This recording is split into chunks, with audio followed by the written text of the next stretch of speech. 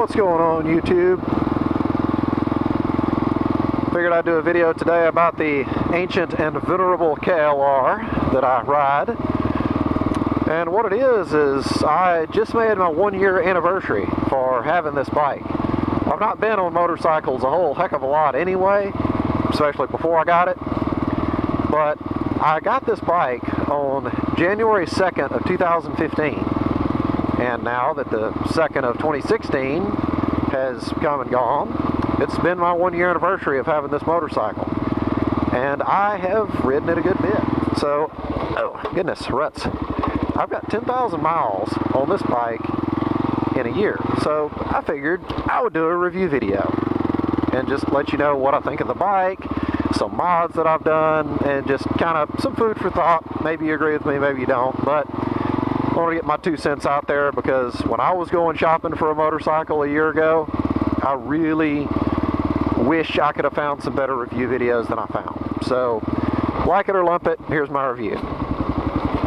So, this bike is heavy, pretty heavy, and tall, okay? As you just noticed, I almost dumped it just now. It's heavy in its factory form. This bike is tipping the scales with a full gas tank of just over 400 pounds.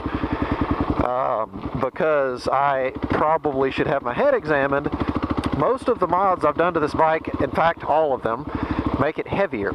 So with the boxes and gear and armored bars and all kind of crap that I have on this thing, it's probably closer to 500 pounds now.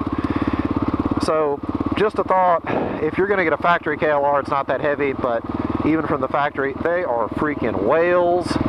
They are the heaviest of the 650 class dual sport that you're going to buy.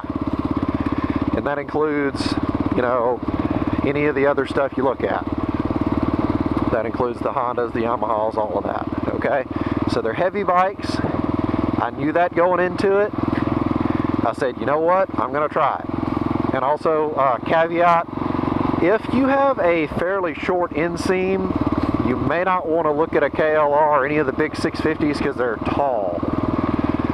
If you have a fairly long leg, you know, go for it. Don't let me be the last word. Go to the dealership, sit on one, see how it feels. But, you know, because they're about the same ride height as the used ones. But for me, I've got enough inseam. I'm fortunate enough. I'm over 6 foot. So I've got enough leg length I can actually tiptoe a factory 650 from any of the major manufacturers. So I said, I want a 650. I'm going to go get a 650. Shopped around, ended up getting this fine machine here for just under $2,000. Okay, which is, in my opinion, is a heck of a good price for a bike that ran and I could drive to work. So I went from not having a motorcycle endorsement and having only ridden a dirt bike to a 400-pound, 650cc dual sport that was by no stretch of the imagination beyond my skill level. So I've, you know, fell over on it a few times. I've scratched the, you know, paint and dented the plastics and ripped a few things off. But that's part of learning. That's part of making a bike your own, is not letting it stay completely spotless. So back to the actual meat and potatoes of the review. This bike is not overly powerful. It is not a sports car, okay? It is very good at what it was built for, which is being kind of like a Jeep almost. It is suitable to do almost anything you'll ever need to do, but it's not going to be the best tool for that one application. That being said, you can commute to work on this bike. Is it as comfortable as, say, a Harley-Davidson Bagger? No. No, it's not. You know, but it can do it. You can trail ride on this bike like I'm doing right now.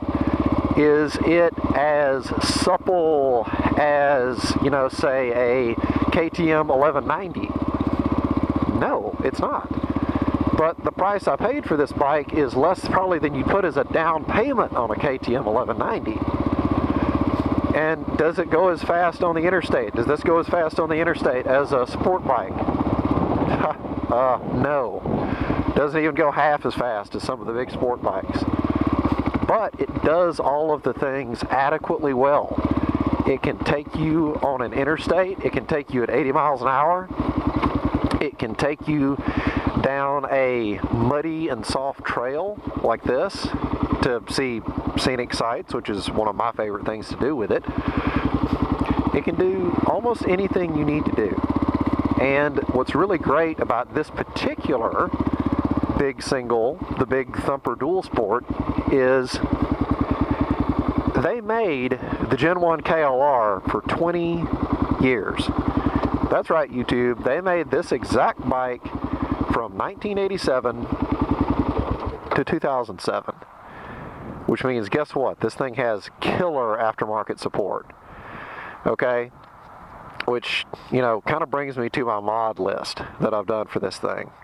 Factory setup, factory gearing. This thing can do 80, 90 miles an hour, and you're running 5,500 RPM, which it's a big single, so it redlines at 7,500, okay? But I also ride it off-road, and that meant that the gearing was pretty freaking tall for off-road use. So one of my first major modifications to this bike was a lowered front sprocket. I went from a 15 tooth in the front to a 14 and left the rear alone. What that did is it gives me more torque but less top end. And it was perfect for me, for my uses. It was great. It greatly increased the off-road ability of the bike, while at the same time not completely destroying the ability to go interstate speeds. With the current gearing, which is factory rear sprocket, 14 tooth front sprocket, and no transmission modifications at all, this thing can take me to work. It can go 80 miles an hour. It's not redlining. It's doing 6,500 RPM, but it's been doing it for a year with no complaints. I've never had the valve clearance adjusted. This bike has, I've put 10,000 miles of the 42,000 miles on it, and 0 engine issues.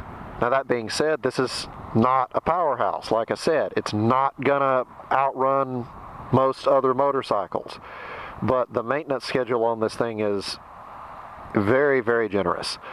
I change the oil in this bike as often as I do in a car, every 3,000 miles. Now, should I change it more often? Probably, but it doesn't need it. It's really low maintenance. But getting back to the mods, I did a sprocket change. It already had these bar guards on it, which are really awesome. So I didn't need to protect my hands anymore. I do ride it off-road enough that I might want some off-road protection as well as cargo.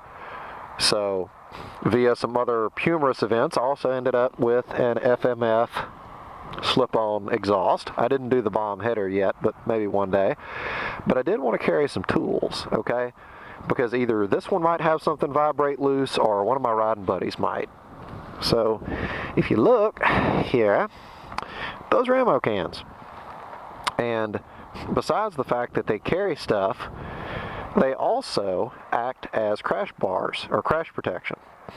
Not only can you carry stuff in your ammo box like paper towel and wrenches and stuff, is you got cargo boxes. Okay, but guess what?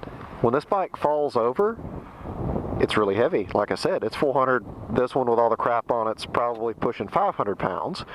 So when it falls over, let's actually lay it over because who cares? Let's dump it right here, okay? Boom, it hits the ground. Look at that. It's on a box. It's on the handlebars. You're actually kind of safe if you're laying under there. If you hang on to the bike on a low-speed crash, those boxes actually protect you. So just food for thought if you're thinking of pannier racks. That's what those are called, is pannier racks. The ones I actually went with, and there's a technique to picking up one of these, by the way. I've done it a lot, so I'm going to make it look fairly easy. But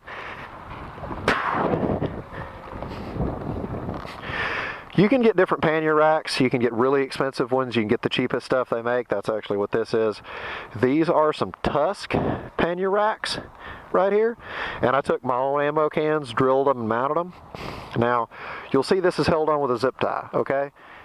That is no fault of Tusk. Tusk makes a really good product. This bike has been laid on those cans so many times. a really good mounting system would have already come loose. But you can tell by the dents, this thing's seen some action off-road. But my mod list, one of the first things beside the gears, as I said, I need to be able to carry stuff. Boxes, pannier racks. I actually went with the Tusk. They were very inexpensive. Surprisingly good quality. I've had zero issues out of them. One day I'll probably get a new set, frankly, because these have been beat on enough they're bent. But still, I can get 2 Tusks for what a high-end set would cost. So whatever set you go with, I like the pannier racks. The other modifications, moving on, let's see, we have kind of an upgraded chain. We have an RK racing chain. That's just because I can afford it, not that the other chains are any worse. These, let's talk about these. These are SW Motec crash bars. I had dumped it off-road a couple of times and I'd made the fairing a little more loose than it should be. So I said, I need to protect that fairing. So I looked, and there was 2 major crash bar manufacturers I was looking at. It was Moose and SW Motec. My aesthetic taste, I like these. I read the reviews. They had good reviews. I said, I'm going to go with these. And I did, and not, 2 or 3 months after that, you can see the video, I had a spill, okay? And this thing hit the ground doing about 60 and slid right there. You can see, I don't know if it'll come out, but there's a gouge probably close to an 1/8 inch deep in that steel. These aren't cheap, okay? These are a little bit, they're under $300, but they're over $200.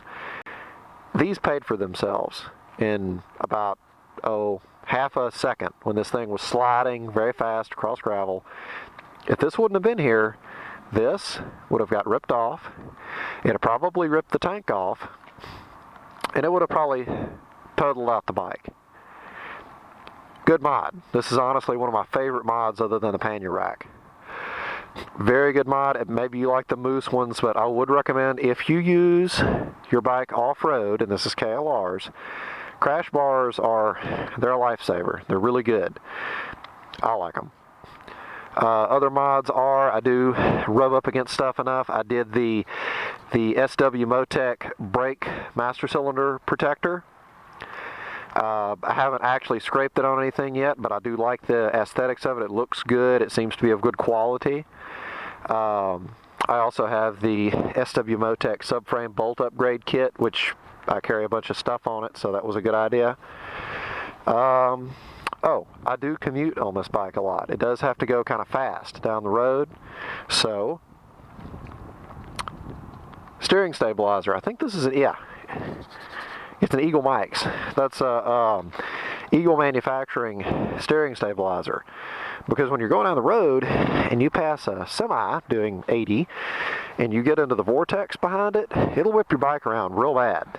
And being that I'm a chicken and I don't like almost falling off of it every time I go around a big truck, I said I need to stabilize that out. There are other steering stabilizers. I didn't buy them and check them out, but this is a good one. It noticeably improves the high-speed rideability of the bike. Let's see, not because I was trying to upgrade, but because my other filter was quite literally coming apart. I did go with a Uni.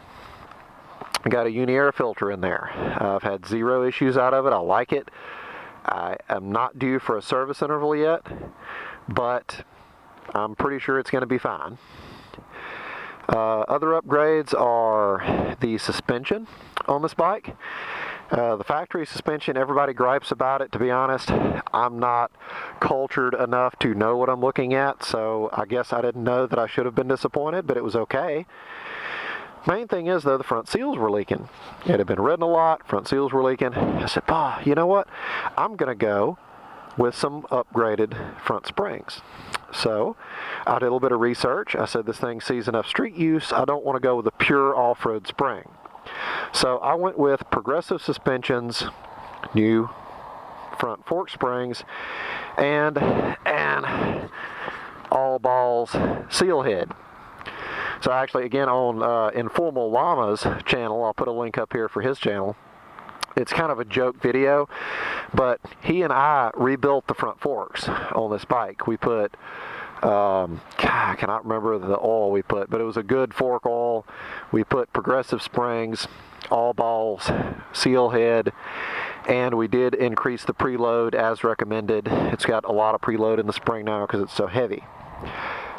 Did improve the front handling. I didn't know what I was doing before, but it's much better. It's stiffer, it's more planted. It's still got the cushy Cadillac ride, but it is better. Also, if you look at that video from Informal Llama though, we finished blowing out the rear suspension, trying to reseat the front end. So via a bunch of oddball and dirtball me trying to fix the original shock, I ended up realizing that it was better just to replace it. And Progressive Suspensions also makes an entire shock unit. That's actually what that is in there for this bike. And you can tell it's got a lot of preload, okay? A lot of preload. It's actually got the maximum recommended preload on that unit. And that is because I have a lot of weight in these boxes. I do carry a passenger. Notice the foot pegs. I do carry a passenger on this bike. It's very heavy. I had to put a lot of preload so that it felt right. But, and that's an expensive unit, guys. I can't believe I'm saying this, but it's worth it.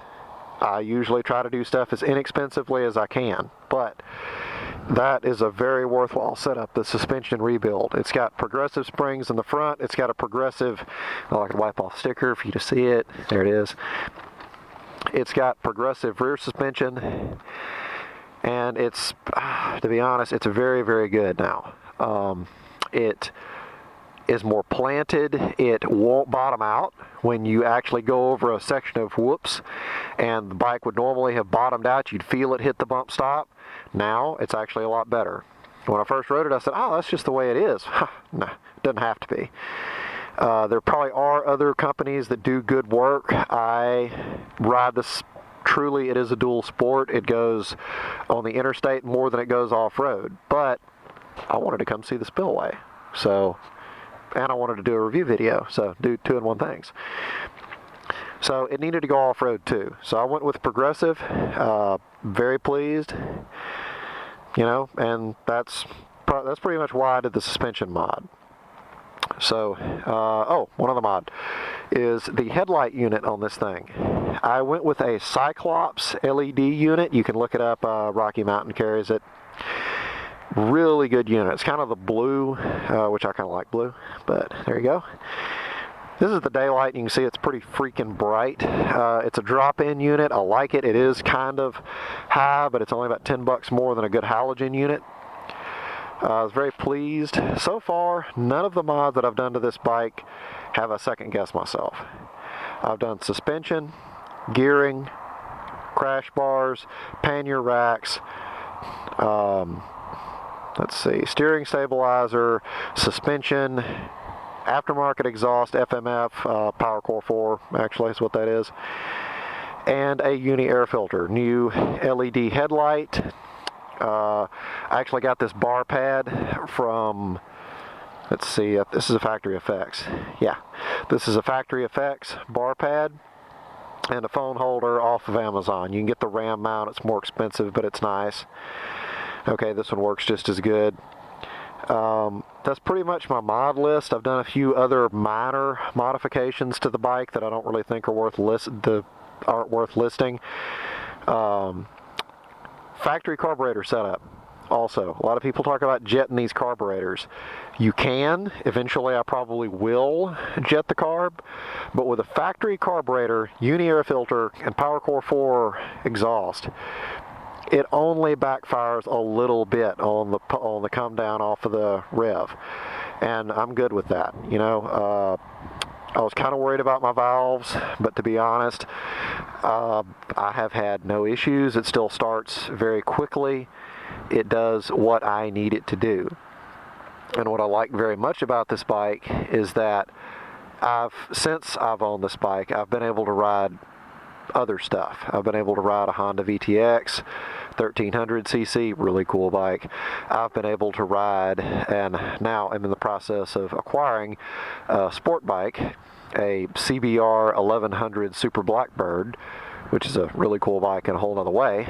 But the neat thing is this, the mud-covered, old, sounds like a lawnmower KLR. It's my go-to bike. It's the bike that I can fix with zip ties if I have to. It's the bike that if it falls over, yeah, you know what, it might get a dent, but that just adds more character to it. It adds another story. And yeah, I get aggravated when the other day, oh, this aggravated me. It fell over. I was at work. I couldn't come home and pick it up.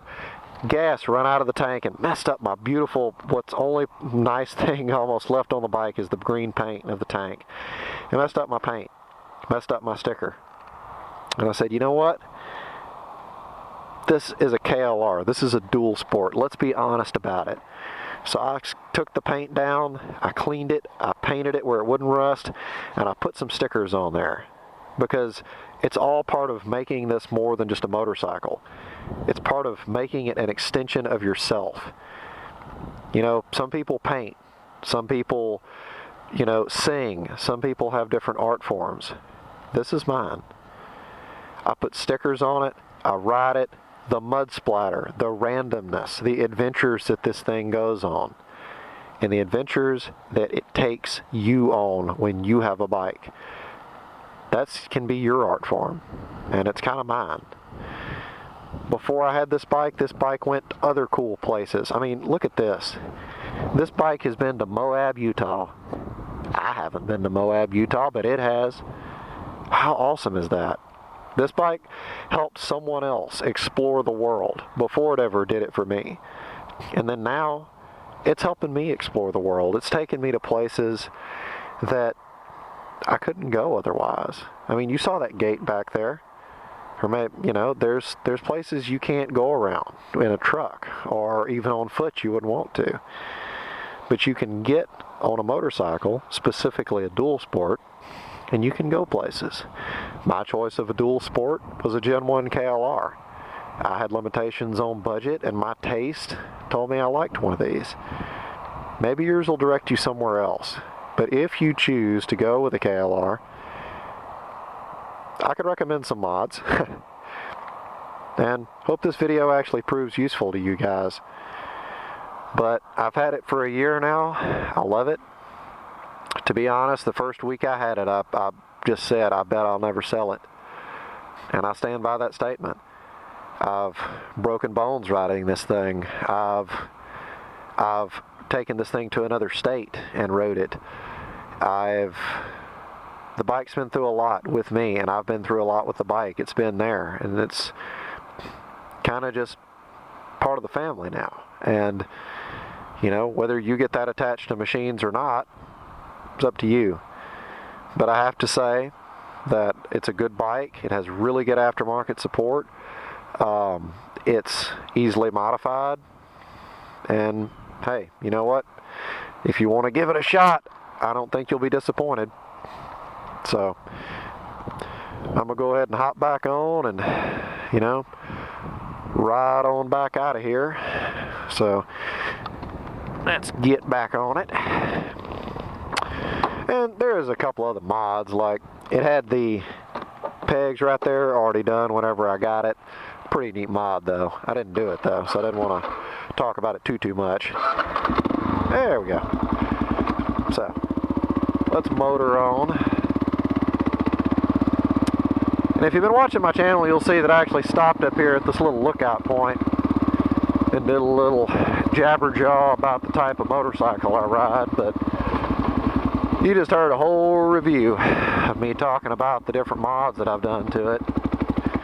So you know I like a dual sport. But if you hung on this long through the video, I figure you might like to see the lake again. It's kind of pretty. Kind of cold too, but it is pretty.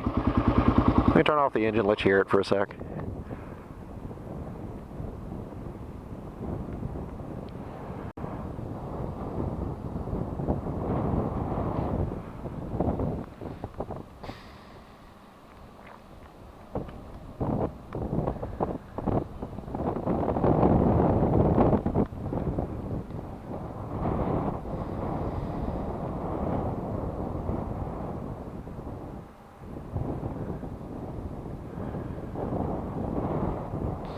figured I'd take a couple minutes to do a review of this bike. Very pleased with it. I've probably done a couple of mods to it that I have forgot to tell you about. I just remembered one. I did a 12-volt outlet right here, like on a dang car. I run some wire up and put it into the aftermarket dash so that I could charge a cell phone while I'm riding it. Just little stuff like that. But you know, if y'all have a question or are thinking about one, have one, want to talk about modding it, hit me up in the comments, and you know, we'll have a discussion about it. And you might teach me something, or maybe, God forbid, I could show you something. So anyway, thanks for watching, guys. Hope it was either entertaining or informative, or maybe even both. And thanks for watching. See you later.